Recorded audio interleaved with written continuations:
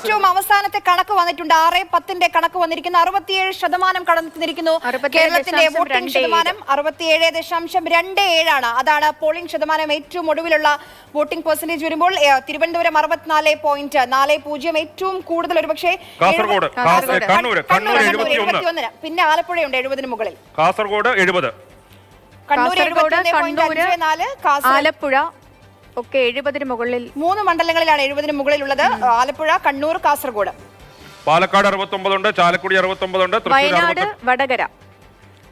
ഈ തെക്കൻ വടക്കൻ കേരളത്തിലെ മണ്ഡലങ്ങളിൽ മലപ്പുറം മുതൽ അങ്ങോട്ട് നോക്കിയാൽ ഇപ്പൊ പൊന്നാനിയിൽ 63 ഉള്ളൂ, മലപ്പുറത്ത് 67 ഉണ്ട്. ഏറ്റവും കുറവ് പത്തനംതിട്ട തന്നെയാണ് 62. അതെ, അത് സ്വാഭാവികമായിട്ട് നേരത്തെ തന്നെ ആ ഒരു ട്രെൻഡ് ആയിരുന്നു. കോഴിക്കോട് 69 ഉണ്ട്, വയനാട് 70 വടകര 69, കണ്ണൂർ 72, കാസർഗോഡ് 70. ഇതാണ് നിലവിൽ 6-10 വരെയുള്ള കണക്ക്. 6-10 എന്ന് വെച്ചാൽ 6 മണിയുടെ കണക്ക് വന്നിരിക്കുന്നത്. ഇനിയിപ്പോ സ്വാഭാവികമായിട്ടും ഇനി ബാക്കിയുള്ള ഈ ക്യൂവിൽ നിൽക്കുന്ന ആളുകൾ വോട്ട് ചെയ്ത് കഴിയുമ്പോൾ 10% പോളിംഗ് പെർസെന്റേജ് കേരളത്തിൽ കൂടുമോ എന്നുള്ളതാണ് അറിയാനുള്ളത്. 10% കൂടിക്കഴിഞ്ഞാൽ 77 എന്നുള്ളത് ക്രോസ് ചെയ്യും. കഴിഞ്ഞ തവണത്തെക്കാൾ പോളിംഗ് ശതമാനം കൂടുമോ ഇല്ലയോ? എന്താണെങ്കിലും കഴിഞ്ഞ വർഷത്തേക്കാൾ പോളിംഗ് ശതമാനം ക്രോസ് ചെയ്യട്ടെ അല്ലേ? അതെ, കൂടുതൽ പേർ വോട്ട് ചെയ്യുക എന്നുള്ളതാണ് ജനാധിപത്യത്തിന്റെ സൗന്ദര്യം.